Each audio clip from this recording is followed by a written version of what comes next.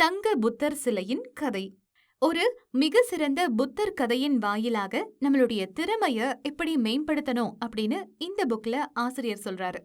ஒரு தங்க புத்தர் சிலைய அங்க உள்ள துறவிகள் காலங்காலமா பராமரிச்சுட்டு வந்திருக்காங்க. அதை எடுத்துட்டு போக படை வீரர்கள் வரும் செய்தி துறவிகளுக்கு தெரிய வருது. அதோட அங்க உள்ள வெளிநாட்டவரும் அதை திருட திட்டம் போடப்பட்டதா அவங்களுக்கு செய்தி வருது. அந்த தங்க புத்தர் சிலை சாதாரண அலமாரியில ஒளிச்சு வைக்கிற அளவுக்கு அது ஒரு சின்ன புத்தர் சிலை இல்ல. அது பல ஆள் உயரத்துக்கு நிக்கிற ஒரு பெரிய சிலை. என்ன பண்றதுனே தெரியாத சூழ்நிலையில அவங்களுக்கு ஒரு யோசனை தோணுது. அந்த தங்க சிலைய களிமண்ணை வச்சு முழுசா பூசிடுறாங்க. களிமண்ணால செய்யப்பட்ட புத்தர் சிலை போலவே இப்போ அது காட்சி அளிக்குது. வந்தவங்க இங்க எங்கேயுமே அந்த தங்க சிலை இல்ல அப்படின்னு திரும்ப போயிடுறாங்க. ஆனா பல வருஷம் கழிச்சு அங்க வந்த சுற்றுலா பயணிகள் அந்த களிமண்ணால பூசப்பட்ட சிலைய பார்த்து களிமண் அங்கங்க தேய்ந்து தங்க நிறம் தெரிய வந்ததை பார்த்திருக்காங்க. இந்த தங்க புத்தர் சிலையின் கதைய வச்சு இந்த புத்தகத்தின் ஆசிரியர் நம்மளுடைய திறமைகளும் இந்த தங்க புத்தர் சிலைய போல இருக்கணும். இந்த சிலை தான் ஒரு தங்க சிலை அப்படின்னு அகங்காரம் இல்லாம காலத்துக்கு ஏற்ப தன்னை களிமண்ணால மூடி காப்பாத்திக்குது, தன்னை தக்க வச்சுக்குது. அதே மாதிரி நாமளும் காலத்துக்கு ஏத்த மாதிரி தேவைகளுக்கு ஏற்ப நம்மளுடைய திறமைகளையும் வளர்த்துக்கணும்.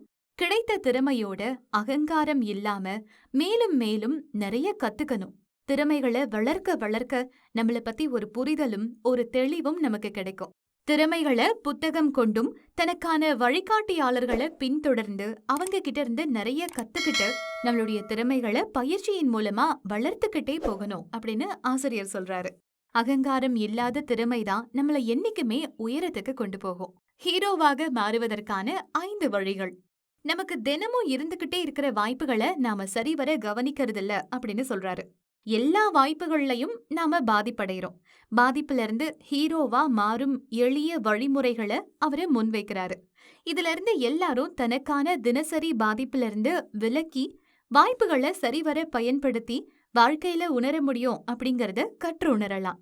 அந்த 5 வழிகள் என்னென்னு பாத்தீங்கன்னா, முடியாது என்ற மனநிலையில இருந்து முடியும் அப்படிங்கிற மனநிலைக்கு மாறுறது. 2வது, ஒரு முடிவை வழங்குறதுல இருந்து தேவையில்லாத காரணம் சொல்றத தவிர்க்கிறது.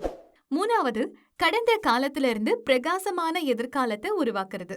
4வது, பிஸியா இருக்கிறதுல இருந்து ஆக்கமுள்ள விஷயங்களை செய்யறது. 5வது, இந்த உலகத்துல இருந்து நாம எடுப்பதுல இருந்து கொடுப்பதற்கு மாறுறது. பயிற்சியில் அதிக வேர்வையும் களத்தில் குறைந்த ரத்தமும். நம்மளுடைய நாள் நாம காலையில செய்யற வேலைகளை பொறுத்தே அமைறதா குறிப்பிடுறாரு ஆசிரியர். அதுக்கு அவர் ஒரு வழிமுறைகளை நமக்கு கத்துக் கொடுக்கிறாரு. 20-20-20 அப்படிங்கிற வழிமுறைய பின்பற்றினா அந்த நாளுடைய தொடக்கம் நல்லதா இருக்கும்னு சொல்றாரு. நாளினுடைய முதல் 1 மணி நேரத்தை 20 நிமிடமா 3 முறை பிரித்து வேலை செய்ய சொல்றாரு. முதல் 20 நிமிடம். இந்த 1 மணி நேரத்துல முதல் 20 நிமிடத்தை உடற்பயிற்சிக்கு செலவிட சொல்றாரு. அவங்கவங்க தகுதிக்கேத்த மாதிரி உடற்பயிற்சி மேற்கொள்ளலாம். அடுத்த 20 நிமிடம். இந்த அடுத்த 20 நிமிடத்துல நம்மள பத்தி நாமளே டைரி எழுத சொல்றாரு. இந்த டைரியில நம்மளுடைய நாள் எப்படி போகணும், இல்லனா நம்மளுடைய நேர்மறை சிந்தனை விஷயங்களை பத்தி எழுதணும். இந்த டைரி எழுத பழகாதவங்க யோகா செய்யலான்னு சொல்றாரு. 3வது 20 நிமிடம். இந்த 20 நிமிடத்துல நிறைய விஷயங்களை தெரிஞ்சுக்கிறதுக்காக புத்தகம் படிக்க சொல்றாரு. இந்த சமுதாயத்தை பத்தி நாம எவ்வளவு தெரிஞ்சு வச்சிருக்கோம், இந்த சமுதாயத்துக்கு நாம என்ன செஞ்சுக்கிட்டு இருக்கோம், என்ன செய்ய போறோம் அப்படின்னு யோசிக்க சொல்றாரு. வாழ்வில் முன்னேற்றத்திற்கான புதிய வழி. நம்ம வாழ்க்கையில நாம முன்னேற்றம் அடையறதுக்கு 90-90-1 என்ற புதிய வழிமுறைய காட்டுறாரு. 90-90-1 வழிமுறை. இந்த வழிமுறையின்படி முதல் 90 நாட்களுக்கு முதல் 90 நிமிடங்கள் நம்ம வாழ்க்கைக்கு தேவையான ஒரே ஒரு முக்கியமான விஷயத்தை மட்டும் செய்யணும். இல்லனா படிக்கணும். நாம எந்த துறையில வெற்றி பெற நினைக்கிறோமோ அந்த துறையில உள்ளதை மட்டும் இந்த முதல் 90 நாட்களுக்கு 90 நிமிடங்கள் படிக்கணும். நம்மளுடைய மூளை அதன்படி நமக்கு பிடிச்ச துறையில அதிக அறிவை பெற்று எளிதாக வெற்றிக்கு வழிவகுக்குது அப்படின்னு சொல்றாரு. வாரத்தின் வடிவமைப்பு. இதோட மட்டுமில்லாம நாம முன்னோக்கியே சிந்திக்கணும் அப்படின்னு சொல்றாரு. அடுத்து வரும் வாரங்கள்ல நாம என்னென்னதெல்லாம் செய்ய நினைக்கிறோம், என்னென்னதெல்லாம் அடைய நினைக்கிறோம் அப்படிங்கறத முன்கூட்டியே ஒரு டைரியில எழுதி வைக்கணும் அப்படின்னு சொல்றாரு. இத எழுத்தாளர் வாரத்தின் வடிவமைப்புன்னு சொல்றாரு.